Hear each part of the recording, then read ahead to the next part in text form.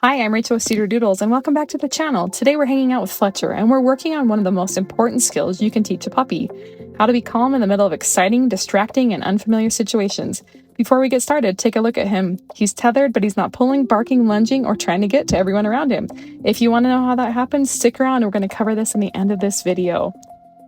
It's not happening by accident. It's a result of training approach that helps puppies learn how to relax, think, and make good choices, even when the world is full of things that they want to investigate. Which brings us to what we're doing today: new sights, sounds, textures, and surfaces. Right now, Fletcher is being exposed to a variety of surfaces, obstacles, and textures. These experiences help him learn how to use his body, navigate unfamiliar situations, and build confidence one step at a time. Notice that I'm not luring him over every obstacle or constantly encouraging him. Sometimes the best we can do is give puppies space to think, and that's exactly what we're doing right now. Every time Fletcher investigates something new on his own, he's learning that he can handle challenges without relying on me to solve them for him. You'll notice he's not attached to a leash. He's just figuring these things out. We have lots of different textures going on here, and it's helping as well. He's got a sister in here, sweet Bisou, and he's learning that you can be in this new area, you can try all these new things. They may have different smells, they may have different sounds, but they're all okay. Young puppies need to have these experiences so they learn that the world is a safe place. We're just trying to teach them to be neutral in new situations, and Fletcher is having a good time figuring out all these surfaces while wrestling with his sweet sister. Let's talk about the skill. Calm gets us what we want. We're using Fletcher's sister today, Bisou, to teach him how to be more patient when there's some other dog jumping for attention. These guys naturally are going to want to be with each other, and they're going to want to outcompete each other. The goal is that they have the ability to learn that there's love for both of them.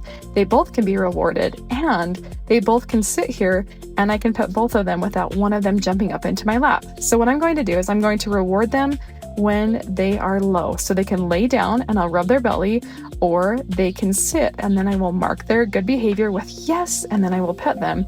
That's encouraging them not to jump.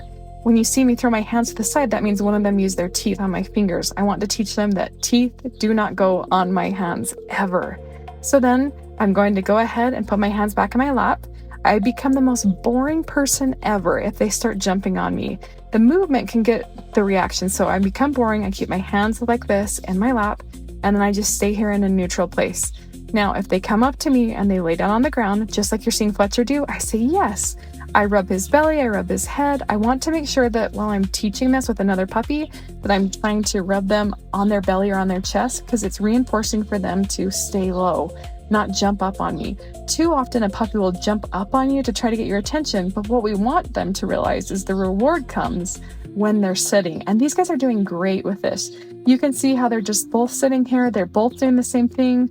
If they go ahead and they put their feet up on me, I'm going to become boring. I'm going to look away. I'm going to reward when they're sitting, when they're staying calm. Fletcher's coming back over here to try to figure this out. His sister wants him to go play, so he may be off for a little bit.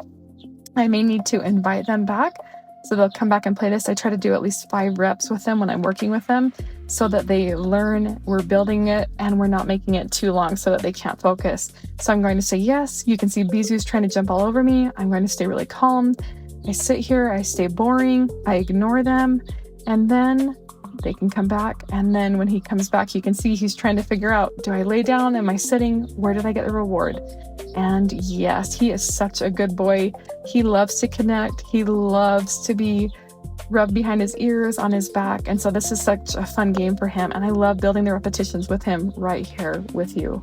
This part is actually not edited. We just wanted to show you real time what it looks like for a training session and how sometimes they get distracted. They're going to run, they want to play, they want to do anything else. And that's okay. They're puppies. Stay boring if they jump on you. And when they sit in front of you and they make eye contact or they lay down in front of you, then we mark it with a yes, good.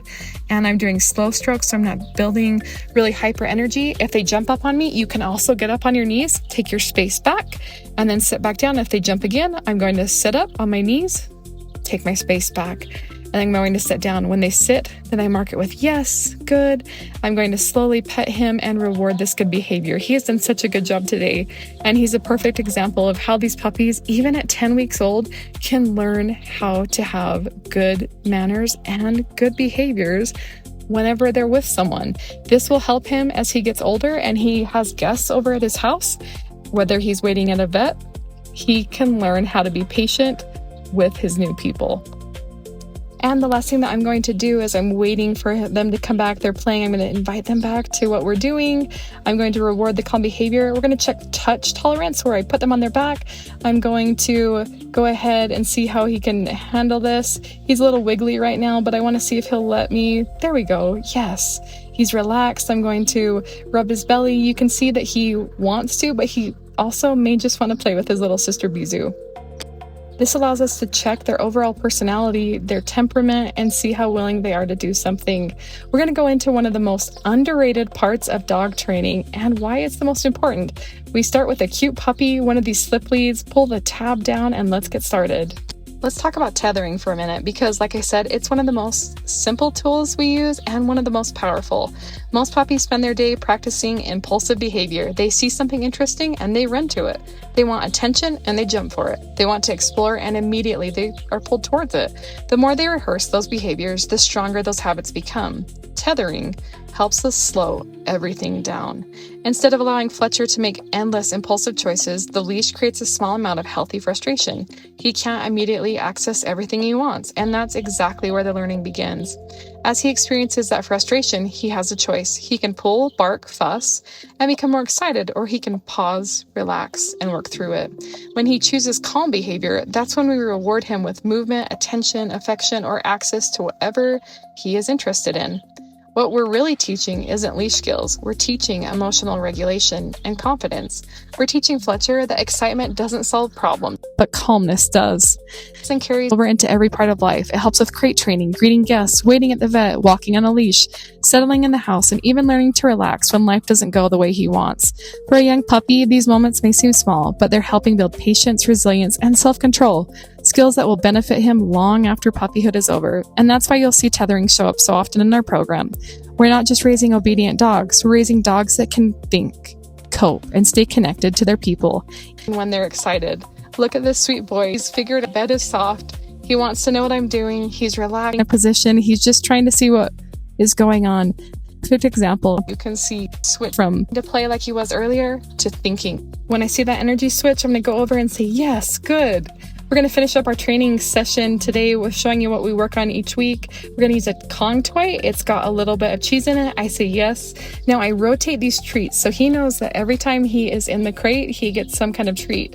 I am going to shut the door and I'm going to say, wait. I'm teaching him, once again, impulse control, that we don't just run out because the door is open. Then I say yes, and he can come out, he can have some of this. He's decided that he loves the cheese in here. Licking naturally helps a puppy relax and take in what they just learned. So this is a great tool to use after you have had playtime at your house. We're working on emotional regulation. Having them have this wind down time with a toy is so good for them. What I love is that he gets so into whatever treat I'm giving him, he won't even put his back end in the crate because he just wants to lay down and lick. He is a great puppy. He's been exceptional to train. Let me know how you thought he did below. This is Rachel of Cedar Doodles. Thanks so much for watching.